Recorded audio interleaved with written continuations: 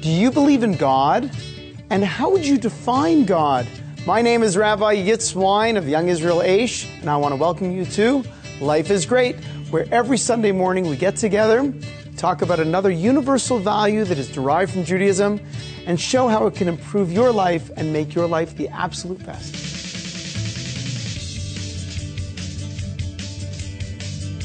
Welcome back to Life is Great. Tell me something on a scale of 1 to 10. 10 being five-finger clarity, like you know you have 5 fingers, you know this. 1 being, I really don't know it at all. How much do you believe in God? How much do you believe in God? Not only how much do you believe in God, but when you're talking about God, what are you talking about anyway? It's such an amazing thing. A lot of people believe in God. A lot of people say, well, I don't know, maybe God exists sometimes, they don't exist sometimes. But when we're talking about God, you have to ask yourself, what am I talking about? How would you even define it? That's a difficult topic. Most people are not prepared to discuss this. And if you have young children oftentimes say, who is God? Sometimes they relate it to Santa Claus. Sometimes they think about it as a really, really big man or a really old man in there for time for trouble, not around when times are good. It's a little bit of a conflict. But we have to ask ourselves, how much do we believe in God? And what are we talking about when we're talking about God? Well, I went over to our favorite coffee bean. I asked some of you what you thought. Let's just hear a few answers, and then I'll come back and we'll discuss this absolutely crucial issue for living. Do you believe in God? Absolutely. Why? Faith, trust. He's always there. I feel it. Okay. How often are you thinking about God or aware of His presence?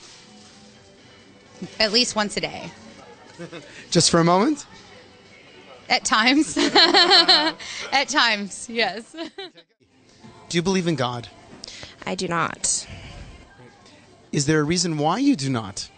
There's no specific reason why not. I was actually raised Christian, and over time I found myself, and I don't feel the need for any higher power in my life. I don't 100% say there is no God. I lean towards the agnostic side. I just believe in myself, and I live my life freely and with no higher power. Okay, Stephanie, do you believe in God? Oh my gosh. Are you kidding me? That's the question you're asking me? Wow. Is my mom going to be watching this? Probably. Yes. Now let's say your mom's not going to be watching this. I'll say this. I believe in God differently than I used to, as a child, for instance. How would you define God? My kids just asked me this like a week ago. And I told them that because they thought he was a real person. And so I just explained that it was just a feeling, more of a feeling than an actual person. But yeah, my kids ask me this question all the time, and it's really hard as a parent because I grew up in different religions. How old are your kids? 10 and 12. Now, are they looking for a real entity or just an imaginary feeling thing to comfort themselves in times of trouble? They were comparing him to Santa Claus, so we were having issues with that. Yeah. I try to explain it to them as more of an entity than a real person. Great. Okay. More of a feeling.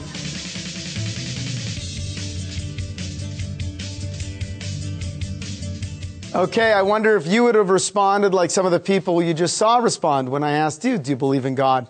Now, the truth is, it's not even a real question. because in the Torah, if you look at the Bible, the first commandment of the 10 Commandments is, I'm the Lord your God who brought you out of bondage in Egypt. And actually, the rabbis define this as explaining to us that no one really cares what you believe.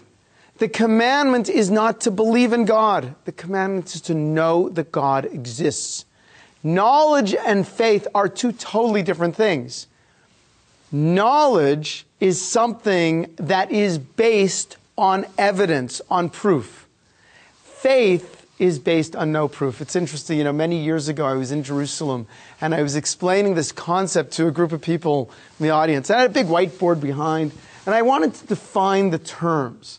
I understood, people have a sense of there's knowledge, there's belief and faith. So I write up on the whiteboard, I write faith over here, and I write knowledge over here, and I say, okay, everybody, what do you need for faith? What is faith? How do we define it? And faith is, according to the Webster's Dictionary, faith is something that you believe in that there is no proof. I go, okay, everybody, what do you need for knowledge? And someone from the audience says, you have to know how to spell it. Okay. Listen, creative minds have creative spelling, right? But what is knowledge? Knowledge is something that you believe in because there is proof, there is evidence. The question is, how much evidence do you really need to know about God? Not everyone believes in God completely. Not everyone knows about God completely. Perhaps one of the great examples in the Torah of someone who did not fully believe in God is Moses. That's right. Moses, the greatest prophet who ever lived. And we define prophecy, by the way, as an acute intellectual knowledge of the will of God. So you say, if Moses was the greatest prophet who ever lived, if he had a lapse in his awareness, in his faith, in his trust, then certainly I would be allowed to have a lapse. Now, how do I know that Moses had an occasional issue with God? Because we find the story when the Jewish people are out in the desert and they're dying of thirst. It was right after Miriam died. And the well that followed the Jewish people around, it dried up. And they came to Moses and they complained. They said, did you bring us out here in the desert just to die? So Moses goes to God and says, God, help me out. And God says, okay, fine. Gather all the people around. And you'll see a rock there. I want you to speak to the rock and it will bring forth water. Well, Moses gathers all the people around. He turns to them and says, oh, rebellious ones, listen to the Almighty. He smacks that rock 2 times. The water flows out. The people are very impressed.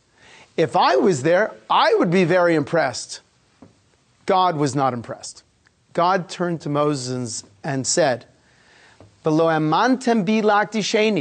you did not believe in me enough in order to sanctify my name, and therefore you and your brother Aaron will not be allowed to go in the land of Israel. See, even Moses had a moment where God said, you didn't believe in me enough. So we have to go to this issue. What does it mean to know there's a God? What kind of evidence are we talking about when we talk about knowledge of God? So first, I want to identify how much evidence do you need? That's really the first question. How much evidence do you need? So, in this country, if we were to gather a jury together, and it was in a state that ascribed to the death penalty, what do you think is the technical term? How much evidence does the prosecutor have to come up with in order for a guilty sentence and a death sentence to apply to the one who is being charged? What's it called? Anyone know? That's right. Beyond reasonable doubt. Tell me something. Is beyond reasonable doubt 100% knowledge? No, it's not. So wait a second. This is what you're saying. You're saying in the country we live in some states, you can actually put someone to death without 100% knowledge that they actually committed the crime. An amazing idea? So certainly knowledge of God is not going to be that degree. But what's the minimum? What's the minimum percentage a person would need to know in a life and death situation in order to determine, to make a decision this way or that way? So I'll give you an example. Let's figure it out. We're looking for the minimum percentage point. It's not, we know that we do not need a 100%. But how much do we need? So imagine a person gets sick. They come up with a very rare disease. There's only 2 doctors who can treat this disease. So they go to one doctor and they say, okay, the doctor examines them and says, listen, you have a very rare disease, and if you don't take this bottle of pills within the next 24 hours, you are going to surely die. So the guy wants a second opinion. So what does he do? He goes to the other doctor, and the other doctor looks at him and says, well, if you take this bottle of pills within the next 24 hours, you shall surely die. Yeah, what's he going to do? Does he take the pills or does he not take the pills? One or the other. If he doesn't take the whole bottle, he's following the second doctor. If he takes the whole bottle, he's following the first doctor. How much evidence does he need in order to make a decision? And it doesn't matter what the pieces of evidence are. You might like one doctor's socks better than the other. Right? One person has a better smile, a nicer office. But which one, how much evidence does he need? What? That's right, 51%. If you have 51% this way or that way, in a life and death situation, that's enough evidence. Now, I would share with you that when we're dealing with the issue of God, it is definitely a life and death issue. If you want to talk about the afterlife, absolutely it's life and death because, Judaism, like basically every religion, every monotheistic religion that believes in an afterlife, requires a belief in God in order to get in, okay? I'd say that's a requirement. It's a minimum. So therefore, a person must stop and say, belief in God in the afterlife is certainly life and death. But I would venture to say even in this world, it's a life and death situation. If a person has a God consciousness, if they know that God exists, they will relate to others, they will relate to events, and they will relate to themselves in a different way than if a person who does not know that God exists. And I would say that if you know 51% that God exists, so then you should live your life as if you know it 100%, at least as often as you can. All right, don't go away. My name is Rabbi Yitz Wyne. You're watching Life is Great.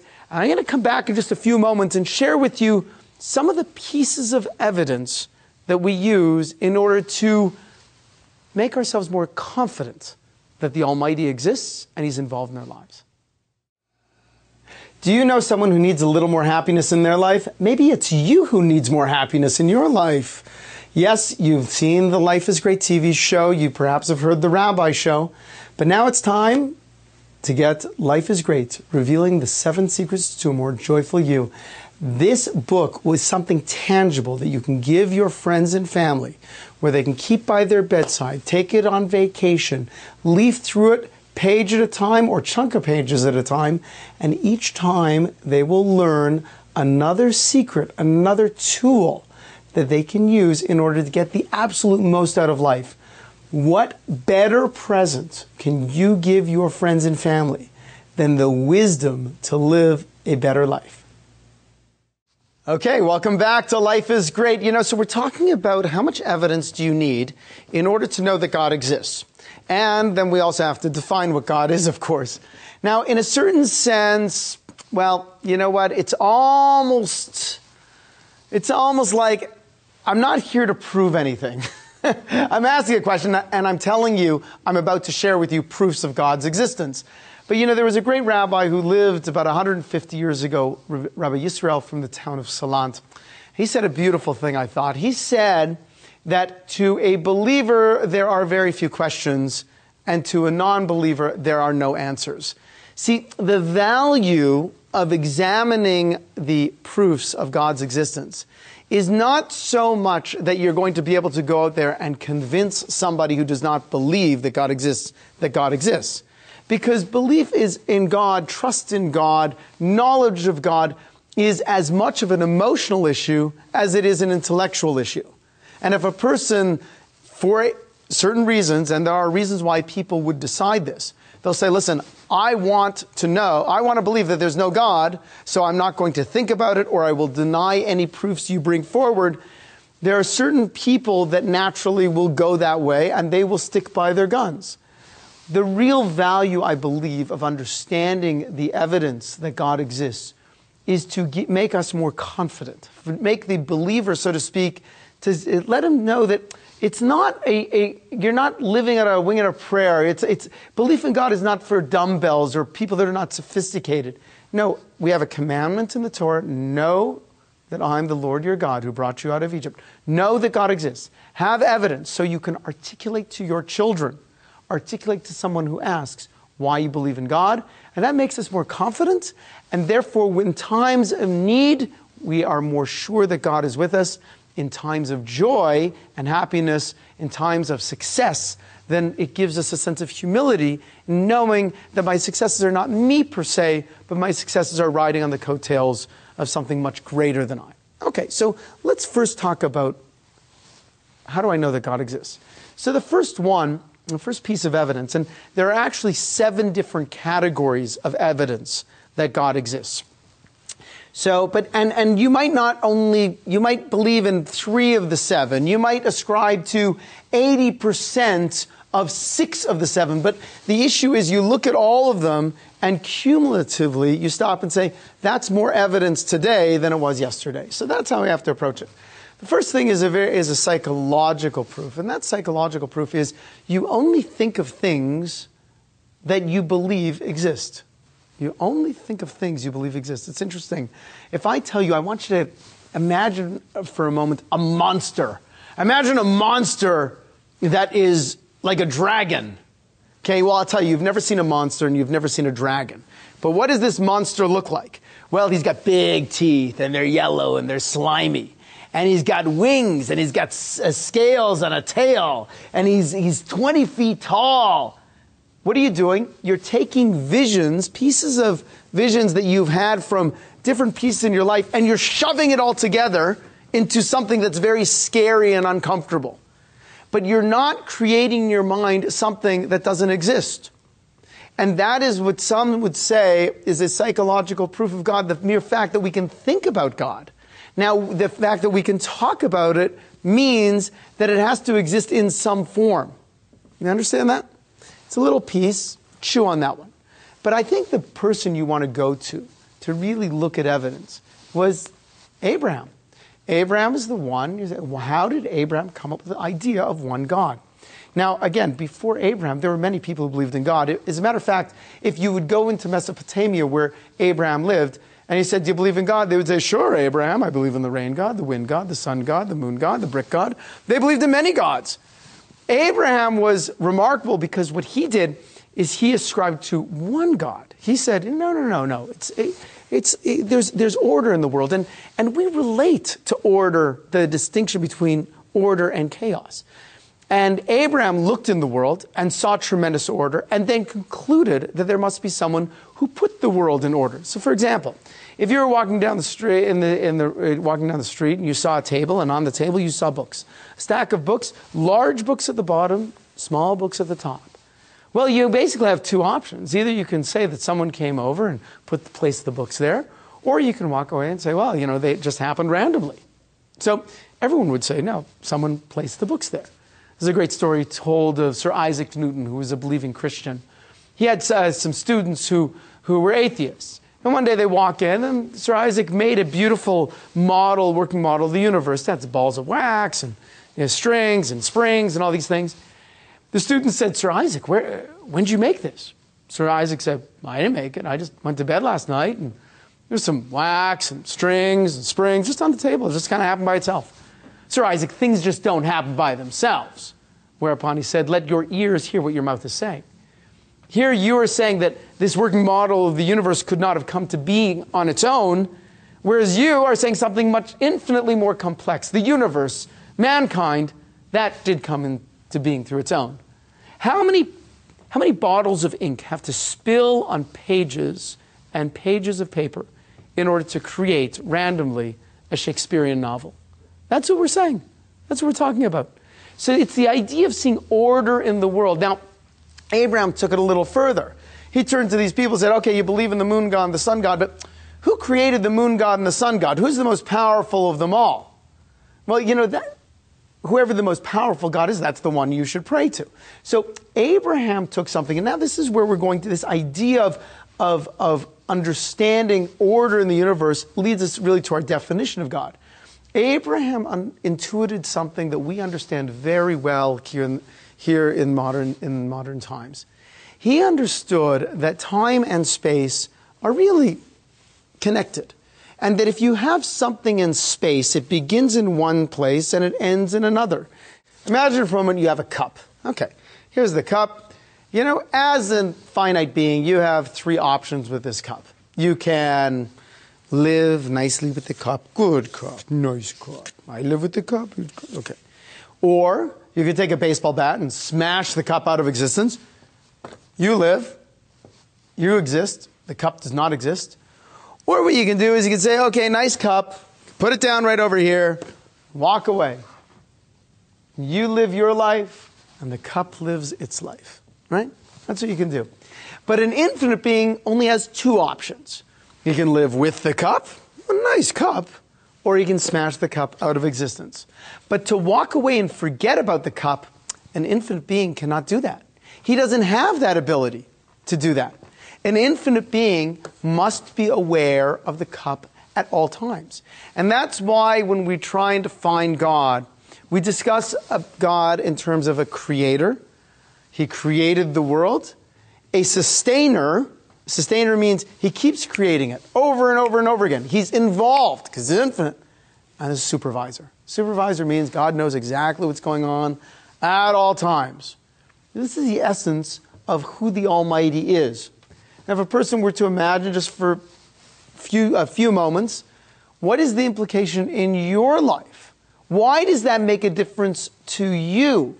How is your life enhanced, or how is your life hampered by the fact that you can know with confidence, intellectually and emotionally, that there is a creator of the universe that is not physical, is not finite, and that therefore is actively involved in your life and aware of everything you do at every moment? How does that help you? And if it doesn't help you, how does it hinder you? My name is Rabbi Yitz Wyne. You're watching Life is Great. Don't go away. We will be back with more Life is Great and the Rabbi's Inbox in just a moment.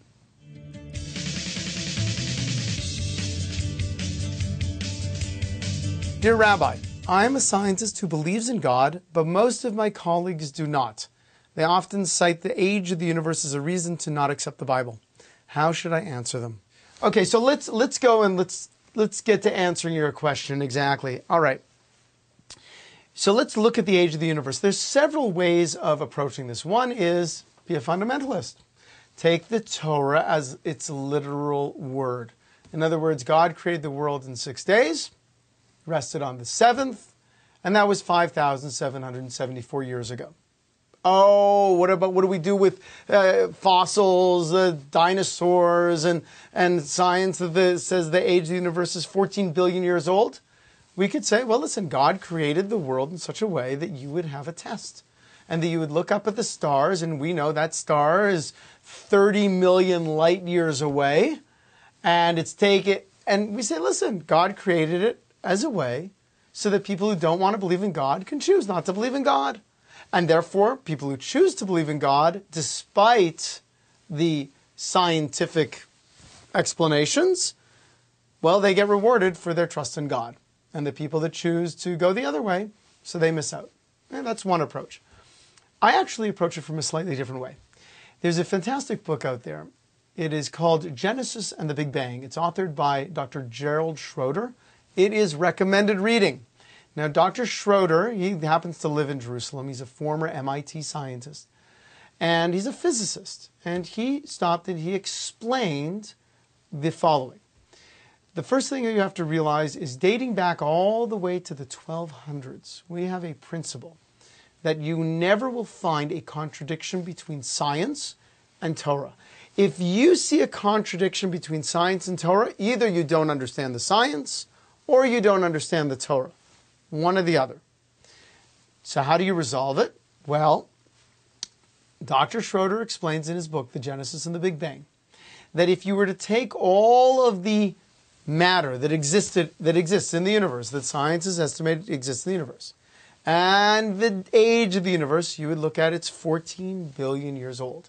But there's a principle. There is something called law of relativity, and that means that if you add, the greater the mass of something, the slower time moves. The slower time moves. Which means that if we were on Jupiter right now, and where the mass is so much greater, our days would seem a lot longer. They would seem a lot longer. You come down to Earth here, things would move a lot quicker because there's not as great a mass over here. All right. So in the 1200s, the Ramban, Rabbi Moses ben Nachman, he wrote a description of the creation of the universe. And he said the universe started off, everything in the universe was the size of a mustard seed, and it continued to expand. In other words, Jews have always believed in a Big Bang, and we've always believed in an expanding universe. This is a tradition that we have going all the way back to Moses at Mount Sinai just a little more than 3,300 years ago. And of course, it was published in the 1200s. It was published in other places, but most recently in the 1200s, okay, in that famous commentary over there. So what that means is that at the beginning, inasmuch as all of the matter of the universe was together, squished up like a mustard seed, time moved very slowly. And then as it would expand, so then time started speeding up. Now we know that the creation of man is on the 6th day, and we say that man, not the universe, man is 5,774 years old. You know, plus a couple months now, right? So that's how old mankind is, man as we know it. But Gerald Schroeder, he goes through all the calculations and he shows that if you were to look at the world through God's eyes, understanding, taking into account all of the mass of the universe that was shoved together like a mustard seed and then started spreading apart, that would account for 6 days plus another day of Shabbos plus 5,774 years. If you were to stop and look back from our time, the way we measure time right now, then you'll look back and you'll say the universe is 14 billion years old. So what perspective are you looking at it from? Are you looking at it from God's perspective at the beginning of the universe, or are you looking at it from man's perspective, talking right now? The main point to remember is never a contradiction between God and science. My name is Rabbi Yitz Wyne. I want to thank you so much for being part of the Life is Great program. I encourage you to send me questions at rabbi@therabbishow.com. And if you are in Las Vegas, then please swing by my synagogue, Young Israel Aish of Las Vegas. I promise to make you feel very at home and very comfortable. And please join me again next week at another edition of Life is Great. Go to therabbishow.com today. Make a donation, and Rabbi Wyne will send you a free Jewish calendar for the new year, along with his personal blessings. All donations are tax deductible and help us share positive values which make the world a better place for everyone. Thank you so much for joining me today in Life is Great. You know, there are so many people that are benefiting from this television program, from the Rabbi Show radio program, our YouTube broadcasts, and reading my book, Life is Great.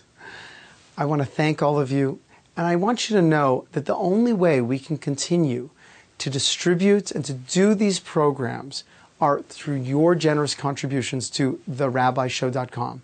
So I'd like to encourage you today to go to therabbishow.com and make some kind of donation. Everything is appreciated in order to help us continue to spread these positive values and enrich and enhance other people's lives. Thank you. Want more wine? Turn your radio to AM 720 KDWN or go online to therabbishow.com to hear The Rabbi Show starting right after the news at 9 a.m.